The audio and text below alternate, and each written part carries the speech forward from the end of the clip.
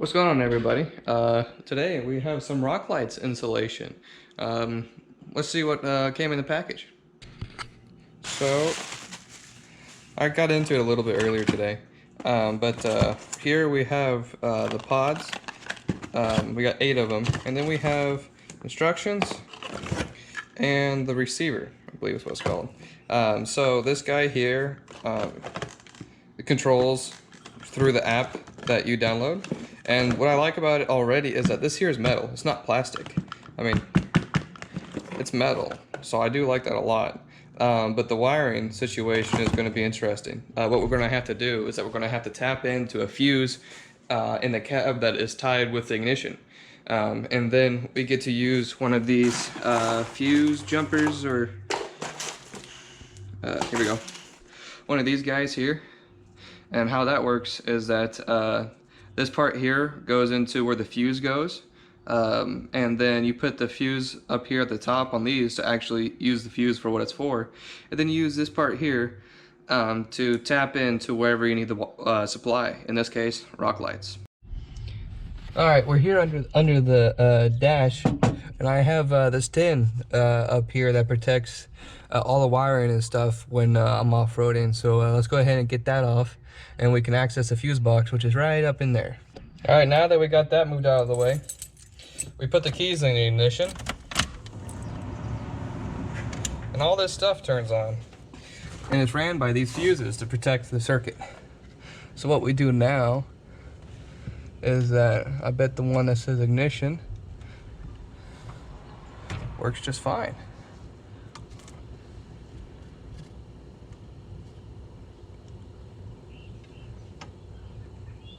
And you just go through and find the right ones and make sure they got good connections and stuff. So let's go through and find the correct one. Okay, now that you got the fuse out, I believe mine is the ignition fuse. So what we got here is that 2 fuses. Let's get a better view. 2 fuses within this guy. So one of them is the actual fuse for the ignition, and the other one is the fuse for the actual power to this. So now what we got to do is, before we go ahead and start wiring stuff, we got to figure out where we're going to put this thing. And I think it'd be a nice little spot to have it under the dash attached to my plate that I have here. If we do that, then it gives me plenty of wire to have to a positive and a ground, and then it has plenty of room for me to hide all these wires underneath it. So I think we're going to figure something out with this, and I'll get back to you in a second. Alright, so actually what I want to do is that before we figure that out with it under the dash, I want to go ahead and start stringing these up, making sure that everything will reach the inside of the cab where it needs to go. So for these 2 on this side, the previous owner had these in here, so some of them are in correctly and some are very not straight. But what we're going to do is that I want 2 in each wheel well, because that does a lot better job than just 1. That's why I got the 8-pack. But we're going to have 2 come in here, down here, and through the hole in there, through the passenger side that had the AC lines going to it. So that's where that's going to go. That's going to cut across and up into the dash and plug in over there in that corner on the other side. Those are going to go straight through there, and that's fairly straightforward. Then these back here, these are technically already in the cab.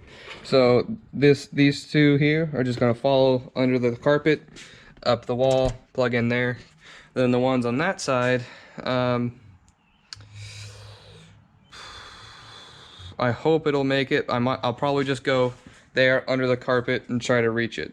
That's kind of a long distance for that side, so let's hope I have enough for that. I'm pretty sure I do, but we'll figure it out. But I'm gonna go ahead and start stringing these up, and we'll get to you in a second.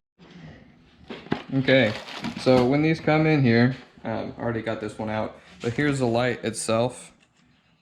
This is metal, it's not plastic, but it comes with 2 types of bonds here. So these ones you do have to drill. I hope it's the same size, so I don't have to drill, but they're rubber. And so how it works is that you feed the line through there, like so. Make sure that doesn't fall. It goes in that way, making sure that these indentions here are going to be facing the bottom of the light. Then, depending on which way you want to go, we want it to go this way. So if we do it the right way, like this, that lines up just perfect. Just like that. Everything should go in there just fine. Then, after that, so this one's for like, this on the inside is rounded. I'm not sure if you can see that real well, but it's rounded. This side's flat. All of these ones here are going to be flat. But then you feed this up through the hole that's in the center.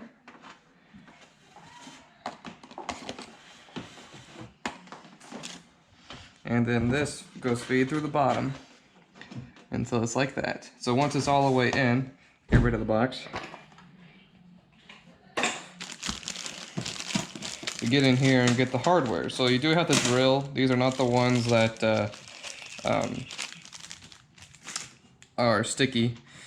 So my preference is that I want mine to be sticking up through the top here this way. So you just feed the bolt through one hole that was the light, and then the other which is the rubber grommet. I don't know if it's actually called a grommet. I could read the instructions, but I think it's called a grommet. Then it comes up through the top here. Is it too big? Oh yeah. So I'm gonna have to re-drill these holes because these are too big to fit this. So I'm gonna do that real quick. I'll be right back. Okay, now that that's finished and drilled, gotta do that backwards. Okay, now that that's all drilled, we now feed it up again till that comes through just like so. Then you get your washer and then the nut. I'm gonna go back through after all this is done and put some blue Loctite on them, just because these are not lock nuts. But if you have this coming out this direction, then it looks a lot better from the bottom when people actually go in there and look at it. It looks more flush, and I think a little more professional, but I guess that's just a preference. But this way the threads are protected and all that. So we're gonna go ahead and do this to this side and the other side to make sure it all fits where we need to go before we mount the connector and all that stuff. I'll be right back. I'll go ahead and do these few and the other side.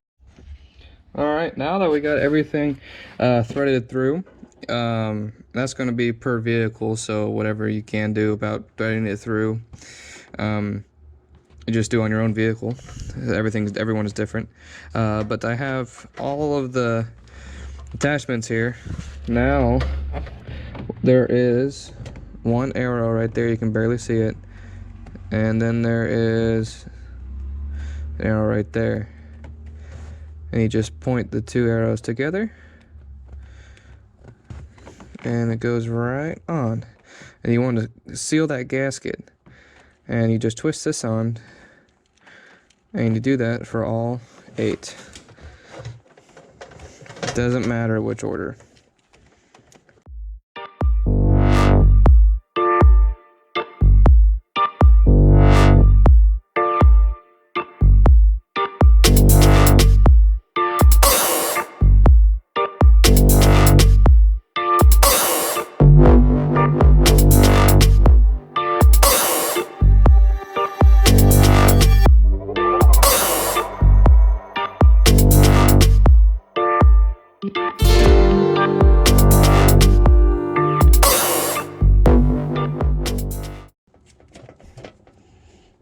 Okay, make sure all those are tight, and if this is going on your vehicle, make sure that they're definitely tight, because you want these to be waterproof, which they are.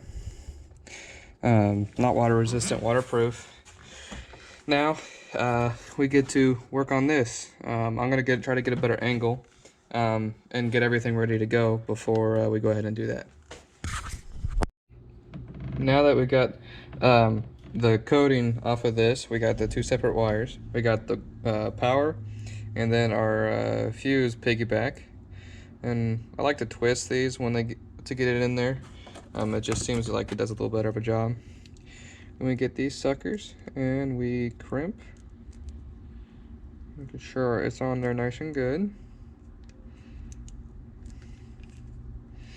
And I'm gonna get some electrical tape and tape that just to make sure it doesn't come out, even though it should be fine, but that's just me being superstitious, but I'll do that in a minute. Now we get to get an eyelet or an eye type deal and put it on that. Then we get to ground it, and I got a good spot right over there. I'll show you in a minute. Okay, so I had this extra piece with the eyelet there already on it, so I just fused the two together. And now this is going to go to ground. This piece here is connected to is to the body. I'm just going to get some sandpaper and make sure that that is clean of no paint or anything like that, so it gets a good connection. Then we are going to put this in the fuse after bolting this on, and then we're going to hide everything back up in up under here, so there's no wires showing, and I'll show you what the product looks like at the end. Alright, now that you got all the wiring done, we come down here and we got instructions. You got to do a QR code reader, then use that one. Sends you a link to the app, then you download the app, and you let in the open app and interface with Bluetooth and so on, and switch to any mode that you like. So I'm going to do a little bit more research on how to do it because it's currently working, but I don't want to show you guys until I get it the way that I want to show you. But I am excited. It looks cool. And one of the better parts about doing it with the ignition, it turns off with the vehicle so it doesn't kill your battery. Well, this was my install for the OneUpLighting rock light install, the 8-pod. Don't forget that you guys yourselves can do this, and it'll save you 10% at checkout with a discount code FLIPPIN10, FLIPPIN 10, and they'll save you a flippin' 10% at checkout. Also, don't forget to like and subscribe this to my channel, and hope you guys enjoy this slow-mo version of my new install. I'll catch you guys later in the next video.